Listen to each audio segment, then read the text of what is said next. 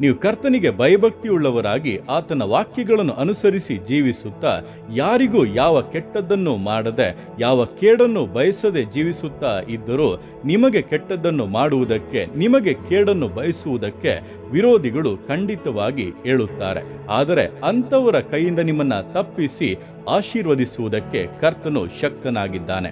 ವಾಕ್ಯವು ಹೇಳುತ್ತದೆ, ನಿನ್ನನ್ನು ಬೇಟೆಗಾರನ ಬಲೆಯಿಂದಲೂ ಮರಣಕರವಾದ ವ್ಯಾಧಿಯಿಂದಲೂ ತಪ್ಪಿಸುವವನು ಆತನೇ ಎಂಬುದಾಗಿ. ಅಂದರೆ ವಿರೋಧವು ಕೇಡುಗಳು ಮನುಷ್ಯರಿಂದ ಬಂದರೂ ಸೈತಾನಿಂದ ಬಂದರೂ ಕೂಡ ದೇವರವುಗಳಿಂದ ನಿಮ್ಮನ್ನ ತಪ್ಪಿಸಿ ನಿಮ್ಮನ್ನ ಆಶೀರ್ವದಿಸಿ ಘನಪಡಿಸುವುದಕ್ಕೆ ನಂಬಿಗಸ್ತನಾಗಿದ್ದಾನೆ. ಆದ್ದರಿಂದ ಯಾವುದೇ ಇಂತಹ ಕಾರ್ಯಗಳನ್ನು ನೋಡಿ ಭಯಪಡಬೇಡಿ. ಕರ್ತನ ಮೇಲೆ ದೃಷ್ಟಿಯನ್ನ ಇಟ್ಟು ನಂಬಿಗಸ್ತತೆಯಿಂದ ಜೀವಿತವನ್ನ ನಡೆಸಿರಿ. ತಪ್ಪಿಸಲ್ಪಡುತ್ತೀರಾ. ವಿಶೇಷವಾದ ದೇವರ ಆಶೀರ್ವಾದಗಳನ್ನು ಹೊಂದಿ ಆತನ ಮಹಿಮೆಗೆ ಸಾಕ್ಷಿಗಳಾಗಿ ಜೀವಿಸುತ್ತೀರಾ.